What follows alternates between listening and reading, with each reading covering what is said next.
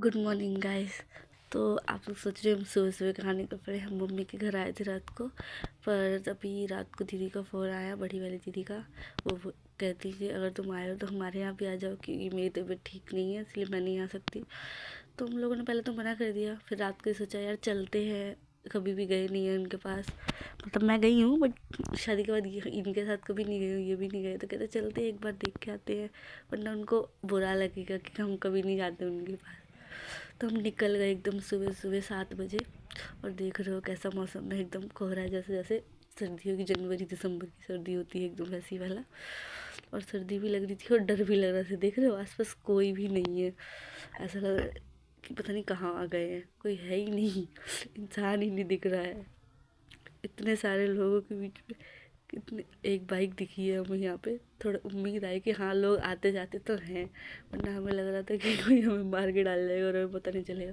फिर ऐसे धीरे धीरे बीच बीच में छोटे छोटे गांव टाइप आने लगे, जो कि 10-12 घरों का था। फिर फाइनली हाईवे टाइप रोड आ गया, जहाँ पे सारा मतलब गाड़ियाँ और बसें जहाँ आ रही थी। तो ठीक लगा। फिर फाइनली जो आया, मतलब जो लगा ना, सुबह सुबह की मेहनत सफल हो गई ये देख के। और कितना प्यारा है ये व्यू, मतलब नदी है सबसे बड़ी सी, और मतलब यहाँ से देखने का सुकून ही अलग है, मज़ा आ गया। मतलब मैंने कॉइन भी डाला और देखा। फिर हम आगे आके रुक गए एक दुकान पे, कुछ था नहीं लेने के लिए, तो हमने कुछ कुरकुरे वगैरह लिए, क्योंकि घर पे छोटा सा बच्चा है, मतलब छोटा नहीं है, देखते हैं कितना छोटा है जाके। फिर हम निकल गए। मैं यहाँ पे आगे और वीडियो बनाती, पर यहाँ पे इतने बंदर थे कि मैंने बीच में शूट नहीं किया। मुझे डर लग रहा था कि कहीं बंदर मेरे फ़ोन ही ना ले जाए। फिर हम आए तो तब जाके पता चला कि वो तो कुछ भी नहीं था, असली जंगल तो अब शुरू हुआ है। और ये बोलते कि कहाँ ले आई जंगल है। फिर मैंने कहा देखो, अगर इंसान नहीं होते तो ये भैंसें कहाँ से आती। ऑफ कोर्स आसपास कहीं ना कहीं गांव है और लोग रह रहे हैं।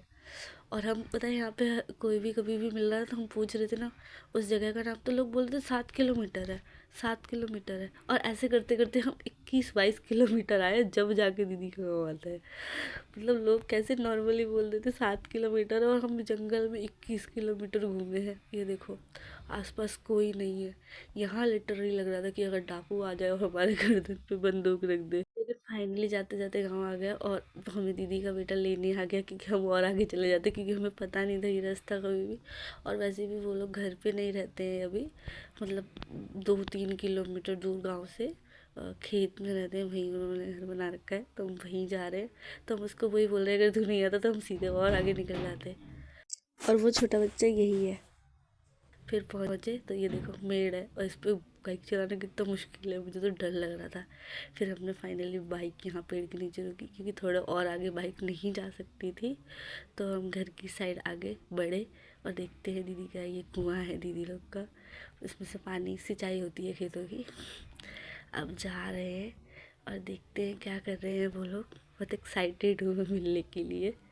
और देखो देखो जाते हैं, पता नहीं मैं वहाँ पे जाके कैमरा बंद कर दूँगी। अब देखो, और ये है देखो, ये हमारे जीजू काम कर रहे हैं खेत में। हमारे ये इनका खेत है, देखो इतना मस्त है। यहाँ एक अलग ही सुकून है, रहने का मज़ा ही अलग है। ये देखो दीदी खुशी के मारे संभा नहीं रही थी, इसीलिए जल्दी जल्दी करी कैमरे में म्यूट मत कर, क्योंकि वो रोने लग गई थी देख के। फिर हम घर भी आए थोड़ी देर देखने, बंद था उनका घर, और लोग थे घर पे, मम्मी वगैरह, तो हम आ गए देखने मिलने। ये देखो यहाँ पे क्या दिखा मुझे, ये छोटा सा, इसमें गेहूँ साफ करते होंगे शायद, पता नहीं। पहले तो बांस का था, अब प्लास्टिक का आने लग गया होगा। ये यहाँ पे मुझे खरगोश दिखा रहा था, फिर पता चला कि खरगोश को तो बिल्लियाँ ले गई हैं, तो है नहीं। फिर हम वापस आ गए दीदी के यहाँ, और थोड़ा सा घूमी घूमी करी। फिर यहाँ पे उसने मुझे रो उतार दिया, क्योंकि वो घर से कुछ सामान ले आना भूल गया था। दीदी ने बोला था घर से लेके आई हो, तो मुझे बीच में उतार के चला गया, और यहाँ कोई भी नहीं है, और मैं उसका वेट कर रही हूँ। मैं चलो वीडियो ही बना लेती हूँ। भाई कैसे रह लेते हो लोग इतने दूर दूर, यहाँ से लाना देना, इंसान भी नहीं दिखते हैं। मुझे तो आने में इतना डर लगा, तो ये लोग तो रहते हैं दिन रात। फाइनली हम फिर से वापस आ गए दीदी के यहाँ पे, और अब हम खा पी के खाना निकलेंगे घर को वापस, क्योंकि घर भी पहुंचना है, मम्मी इंतज़ार कर रही होगी। और यहाँ आए मम्मी इंतज़ार नहीं करी थी, ताला लगा के चली गई थी। फिर हमें बाहर वेट करना पड़ा।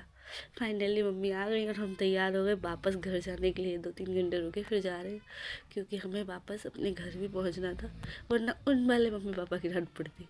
हम मतलब भागा दौड़ी ही कर रहे हैं, पता है, इधर से उधर इधर से उधर, मतलब थक गई हूँ लिटरली।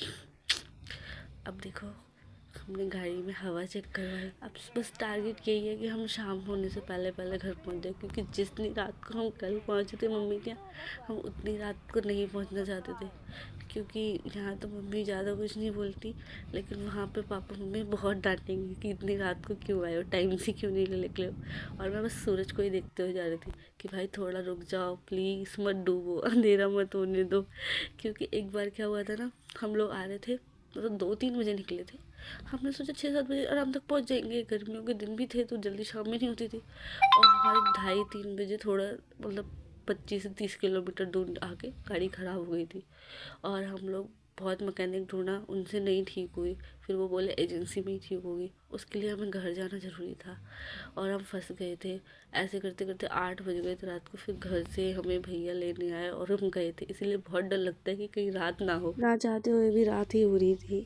तो अब आ गया था हाईवे, अब घर आने ही वाला है।